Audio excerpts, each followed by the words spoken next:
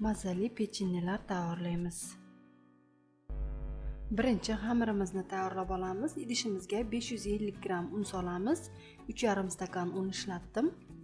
Endi 180 gram sovuq saryog'ni qirg'ichdan o'tkazdirib olamiz. Saryog'imizni unga aralashtirib qirg'ichdan o'tkazdiramiz. Agar saryog'i yo'q bo'lsa, oddiy margarindan foydalansanglar ham bo'ladi. Saryog'ni mana qirg'ichdan o'tkazdirib olgandan so'ng unga aralashtirib, yaxshilab uqalab olamiz. Endi 10 gram razrixli chil solamiz. Bir chimdim tuz solib, yaxshilab aralashtirib olamiz.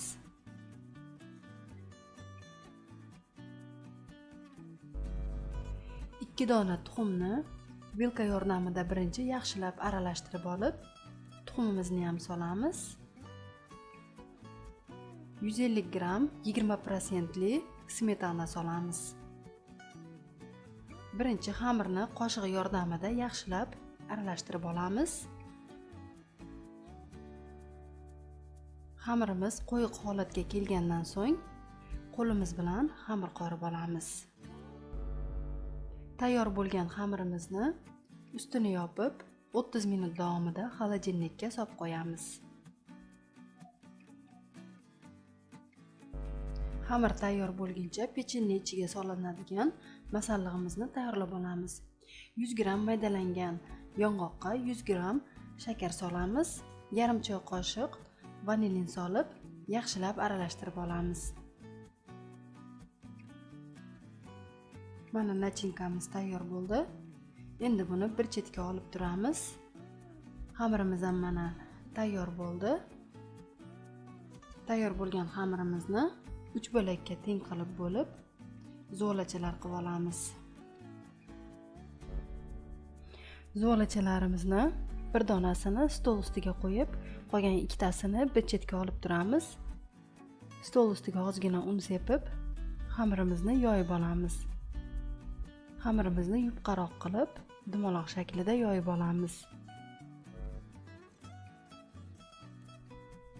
Xamirni yoyib olgandan so'ng chetini ehtiyotkorlik bilan pechenye kesadiganda tekis qilib kesib olamiz.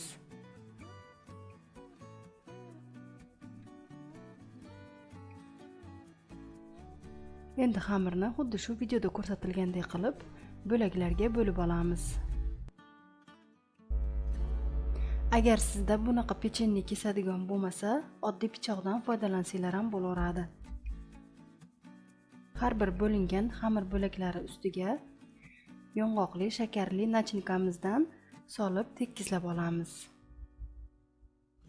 Har bir bo'lakni videoda ko'rsatilgandek qilib o'rab olamiz. Va hamma pechenyelarimizni xuddi shu tarzda tayyorlab olamiz. Pechenyelarni tayyorlab olgandan so'ng qolipimizga joylashtirib olamiz. Xamir chetidan chiqqan xamir bo'laklarini to'plab yoyib oldim va pechenyening ustini bezash uchun ishlatdim. Pechenyening ustini bezatish xohishga ko'ra yoyilgan xamirni mastika kesadiganda gul qilib kesib oldim. Va pechenyelarimizni ustini ozgina suv bilan namlab olib, gullarimiz bilan bezab olamiz. Bu albatta xohishga ko'ra. Pechenyelarni qizigan duxovkada 180 gradusda 25 minut davomida pishirib olamiz. Pechenyelarni mana pishirib oldim. Juda ham mazali bo'ladi. Og'izda uqalanib ketadigan yumshoqqina, juda ham mazali pechenyelar bo'ldi. Albatta tayyorlab ko'ringlar.